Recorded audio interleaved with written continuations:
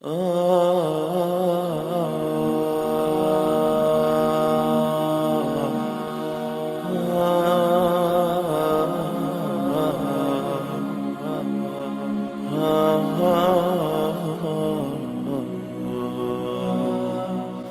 اپنی آرا، اپنی سوچ اور زاویہ اور نیت اور ارادے سے لے کر معاشرے کے ایک ایک زاویہ اور پہلو میں سکون پیدا کرنا چاہیے. اس کو افراتفری سے، بدسکونی سے اور فرسٹریشن سے معاشرے کو نکالنا چاہیے. کیونکہ رسول اللہ صلی اللہ علیہ وسلم کا فرمان کتنا خوبصورت ہے، سکینو، سکونت، سکینت اور سکون معاشرے کے اندر پیدا کرو. پانچویں فضیلت آسانی کی، آپ صلی اللہ علیہ وسلم نے بہت ساری نصیحتیں بھی کی اور وصیتیں بھی کی، لیکن آپ اکثر اس بات کی وصیت اور نصیحت کیا کرتے تھے. کس بات کی؟ کہ آسانی کرنا. رسول اللہ صلی اللہ علیہ وسلم کے صحابی سیدنا ابو موسیٰ اشعری رضی اللہ تعالی عنہ بیان کرتے ہیں، اور یہ روایت سلسلہ صحیحہ میں شیخ البانی لے کے آئے ہیں. كان رسول الله صلى الله عليه وسلم إذا بعث أحدا من أصحابه في بعض أمره، آپ صلی اللہ علیہ وسلم جب کسی صحابی کو کسی کام کی غرض سے بھیجتے، اب کسی کام کی غرض سے جب کوئی جائے گا تو اس نے اپنی اللہ کی دی ہوئی عقل کے مطابق کام کرنا ہے، لیکن اس کو اصول دے کے بھیجا. آپ کی صلاحیت تو ہے، لیکن اصول کیا دیا؟ جب بھی کسی کو بھیجواتے کہتے بشرو، لوگوں کو خوشخبریاں سنانا،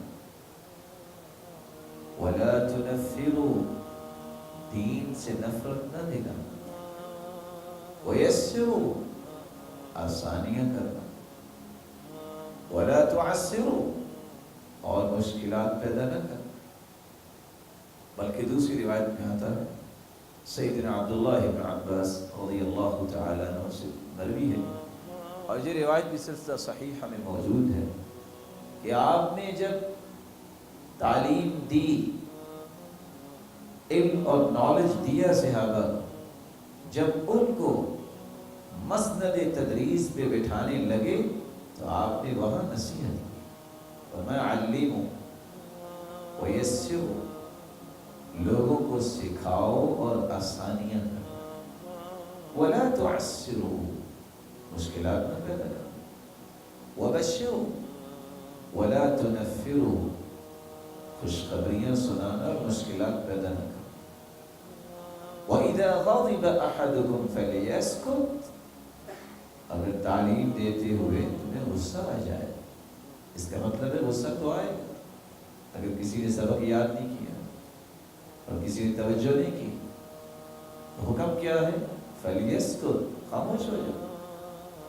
یہ نہیں کہا کہ وہاں آنکھیں بند کر کے اپنا جوش اور جذبہ پورا کرتے وقت دیکھو ہی نہ کہ آگے انسان ہے یا آگے حیوان ہے. جس طرح کی شکایات معاشرے کے اندر موجود ہے، ایک سبق یاد نہیں ہوا. اور یہ بات سمجھنے والی ہے. یہاں میں دو رخ پیش کرنا چاہوں گا، بات حدیث کی آگی ہے، تاکہ میری اور آپ کی جو سوچ ہے اس کا زاویہ درست ہو جائے. کچھ لوگ کہتے ہیں یہ بچہ ہم پڑھانے کے لیے آپ کے پاس چھوڑ کے جا رہے ہیں، گوشت آپ کا اور ہڈیاں ہماری. یہ لوگ ظالم ہیں، اور اگر دلائل کی روشنی میں دیکھا جائے یہ مجرم ہیں. معصوم بچے جو دین پڑھنا چاہتے ہیں، اس طرح جا کے پیش کر دینا اور ساتھ یہ چھوٹ دے دینا کہ ہمیں ہڈیاں واپس کر دینا، یہ بات قرین انصاف نہیں ہے، رسول اللہ صلی اللہ علیہ وسلم کا منہج نہیں ہے. ان سختیوں نے دین سے لوگوں کو متنفر کیا.